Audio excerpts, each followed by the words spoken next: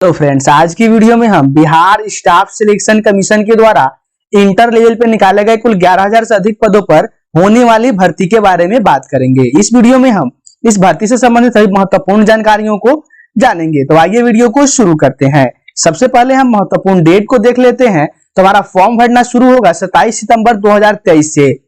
वहीं फॉर्म भरने की अंतिम तारीख 11 नवंबर 2023 रखी गई है बिहार एसएससी के द्वारा।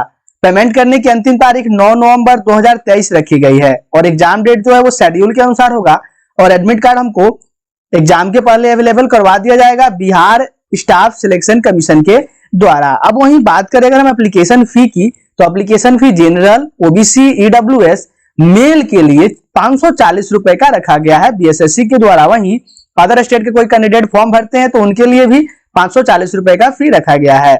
अगर आप एससी, एसटी या फिजिकली हैंडीकैप से बिलोंग करते हैं या फिर सभी कैटेगरी के फीमेल्स के लिए 135 रुपए का एप्लीकेशन फी रखा गया है बीएसएससी के द्वारा। अगर हम बात करें मोड ऑफ पेमेंट की, तो आप payment online, debit card, credit card, net banking के द्वारा कर सकते हैं। साथ में आप यूपीआई का उपयोग करके भी पेमेंट कर सकते हैं। अगर हम बात करें इसमें एज की, तो एज जो है आपको 1/8/2023 तक कैलकुलेट किया जाएगा बीएसएससी के द्वारा, जिसमें आपकी न्यूनतम आयु जो है 18 वर्षों की होनी चाहिए। वहीं अधिकतम आयु अगर आप अनारक्षित वर्ग यानी कि जनरल कैटेगरी से आते हैं तो फिर आपका 37 वर्ष होना चाहिए। अगर रिजर्व अनारक्षित महिला वर्ग से आप आते हैं तो फिर आपकी कैटेगरी जो आपका एज है वो 40 वर्ष का होना चाहिए। वहीं अगर आप ईबीसी, बीसी कैटेगरी से बिलोंग करते हैं, पुरुष कैटेगरी से या फिर महिला से, तो फिर आपकी एज जो है वो 40 वर्ष की होनी चाहिए। और अगर आप एससी, एसटी से बिलोंग करते हैं, चाहे आप पुरुष है या महिला, तो फिर आपका एज जो है 42 वर्ष होना चाहिए।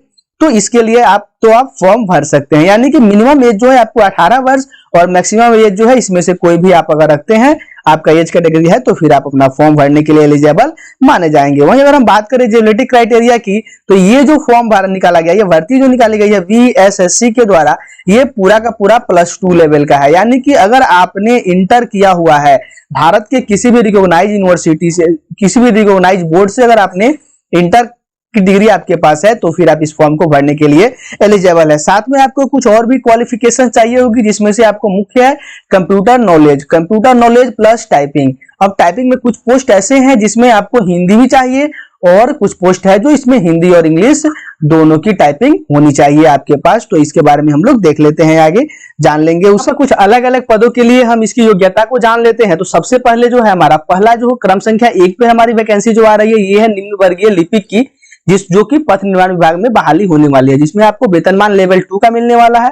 वहीं आपके लिए इसका न्यूनतम शैक्षिक योग्यता जो है इंटरमीडिएट या इसके समकक्ष होनी चाहिए। इसके साथ साथ आपके पास कंप्यूटर पर हिंदी में वर्ड प्रोसेसिंग और टंकण यानी कि टाइपिंग का जो है, हिंदी में टाइपिंग आपको बिल्कुल ही आनी चाहिए। तो अगर आपको टाइपिंग आती है तो फिर आप इस फॉर्म को भरने के लिए, यानी कि इस पोस्ट के लिए एलिजिबल है। तो वहीं अगर हम बात करें आगे जो है निम्न वर्गीय लिपिक की, जो मद्य निषेध उत्पाद एवं निबंधन विभाग में होने वाली है, तो इसके लिए भी आपका लेवल जो है इंटरमीडिएट के या समकक्ष का होना चाहिए और इसमें भी आपको कंप्यूटर का संचालन करने आना चाहिए। साथ में आपको कंप्यूटर टाइपिंग भी आनी चाहिए, जिसमें हिंदी और अंग्रेजी टाइपिंग जो है अनिवार्य रखी गई है।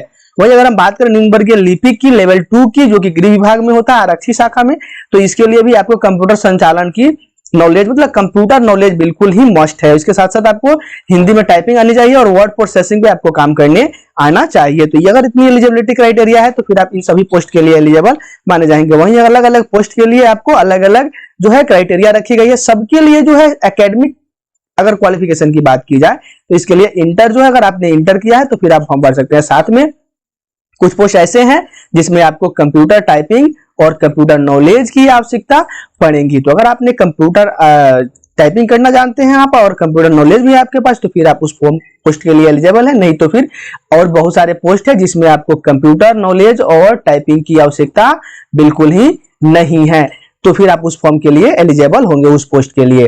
तो अगर हम बात कर लेते हैं आपके एग्जाम की, तो आपका एग्जाम जो है इसमें आपको 2 तरह से एग्जाम होनी है। पहला होगा आपका प्री और दूसरा होगा मेंस। तो प्री में जो है प्रारंभिक परीक्षा वस्तुनिष्ठ प्रकृति की होगी। वही प्रारंभिक परीक्षा के माध्यम से कोटिवार उपलब्ध रिक्तियों के अनुसार 5 गुना जो है अभ्यर्थियों का चयन किया जाएगा मुख्य परीक्षा के लिए। और मुख्य परीक्षा के लिए विज्ञापन जो है हमें अलग से मिलेगा, तो उसकी जानकारी जो है हम फिर नई वीडियो लेकर के आएंगे, उसमें आपको मिलेगी। अगर हम बात करें प्रारंभिक परीक्षा की यानी कि प्री की बात करें हम, तो प्री में जो है आपको सामान्य अध्ययन से प्रश्न पूछे जाएंगे।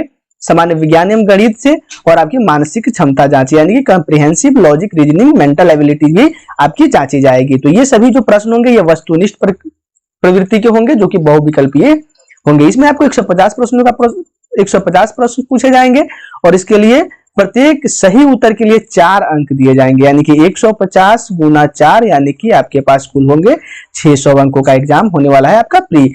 और इसके लिए अगर आप जो है गलत उत्तर देते हैं तो आपका 1 अंक की कटौती की जाएगी। परीक्षा की अवधि जो है 2 घंटे 15 मिनट की होगी और प्रारंभिक परीक्षा की भाषा जो है वो हिंदी या फिर अंग्रेजी हो सकती है, यानी कि इन दोनों में ही आपको एग्जाम में क्वेश्चंस मिलेंगे।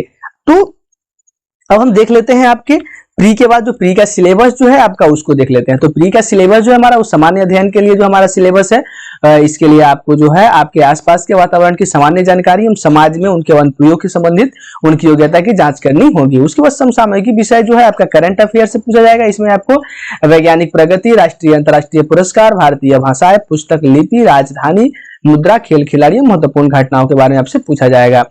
उसके साथ साथ आपसे भारत और उसके पड़ोसी देशों के बारे में भी पूछा जाएगा। और साथ में अगर हम बात करें सामान्य विज्ञान एवं गणित की, तो इसमें जो है आपका मैट्रिक स्तर का जो प्रश्न पूछा जाएगा। वहीं सामान्य गणित की बात की जाए तो इसमें संख्या पद्धति से संबंधित प्रश्न होंगे, पूर्ण संख्याओं का विकलन, दशमलव, भिन्न संख्याएं का परस्पर संबंध। वहीं हम बात करें अगर इनसे आगे तो फिर प्रतिशत, अनुपात, समानुपात, औसत, ब्याज एवं लाभ हानि से प्रश्न पूछे जाएंगे। अगर बात करें मानसिक क्षमता जांच की तो फिर इसमें आपको शाब्दिक यानी कि वर्बल और नॉन वर्बल दोनों तरह के रीजनिंग आपसे पूछे जाएंगे, दोनों तरह के प्रश्न इसमें होंगे।